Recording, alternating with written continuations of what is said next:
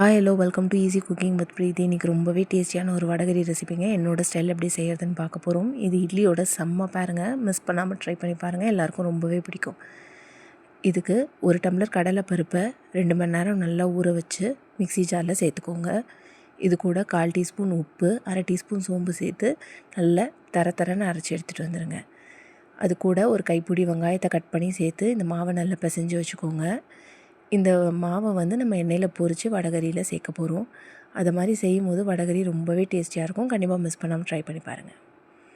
இப்போ வடகரி தாளிக்க ஒரு பேன் வச்சு தேவையான அளவு எண்ணெய் ஊற்றி 2 பிரிஞ்சி இலை, 2 பட்டை, 4 லவங்கம், 4 ஏலக்காய் சேர்த்துக்கலாம். அது பொரிஞ்சதும் அது கூட 1/2 டீஸ்பூன் சோம்பு சேர்த்துக்கலாம். இப்போ எல்லாம் ஒன்றா சேர்ந்து பொரியட்டும். இது பொரிஞ்சதும் இடித்த 10 பல் பூண்டு சேர்த்து நல்லா வதக்கிக்கலாம். அது கூடவே 2 வெங்காயத்தை கட் பண்ணி சேர்த்துக்கலாம். 4 பச்சை மிளகாவை கீரி சேர்த்துக்கலாம்.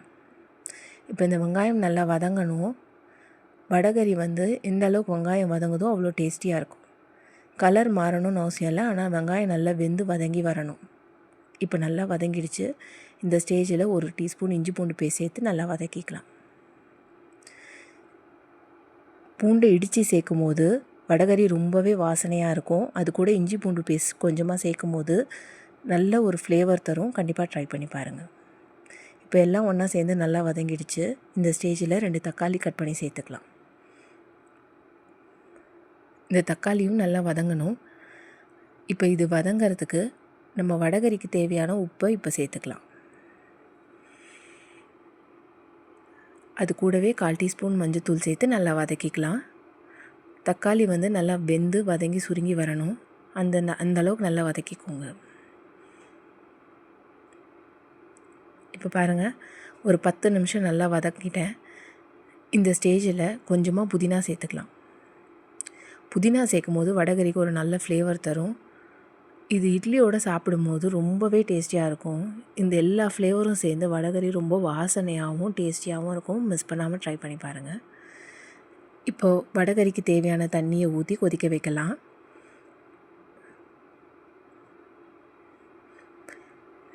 நான் ஒரு 3 டம்ளர் தண்ணி சேர்த்துருக்கேன். இது இந்த வடகரிக்கு கரெக்டாக இருக்கும். இந்த ஸ்டேஜில் 1 டீஸ்பூன் குழம்பு மிளகாய்த்தூள் சேர்த்துக்கலாம். இந்த மசாலா ஒரு பக்கம் கொதிக்கட்டும். இதுக்கு ஒரு 1/4 மூடி தேங்காவை மிக்ஸி ஜாரில் போட்டு நைஸாக பேஸ்ட்டாக அரைச்சி எடுத்துகிட்டு வந்துடலாம். இப்போ ஒரு கடாய் வச்சு அந்த போண்டா பொரிக்க தேவையான எண்ணெய் ஊற்றி அதை சின்ன சின்னதாக கிள்ளி போட்டுக்கலாம். இது ரொம்ப டீப் ஃப்ரை ஆகணும்னு அவசியம் இல்லை. வெந்தால் போதும், கலர் சேஞ்ச் ஆக வேண்டாம். ரொம்ப டீப் ஃப்ரை ஆச்சுன்னா வடகரி ரொம்ப கல் மாதிரி ஆயிரும். இப்போ பாருங்கள், நான் எல்லா போண்டாவையும் நல்லா கிள்ளி போட்டிருக்கேன். இந்த ஸ்டேஜில் இதை எடுத்துக்கலாம். இது ரொம்ப டீப் ஃப்ரை ஆகலை.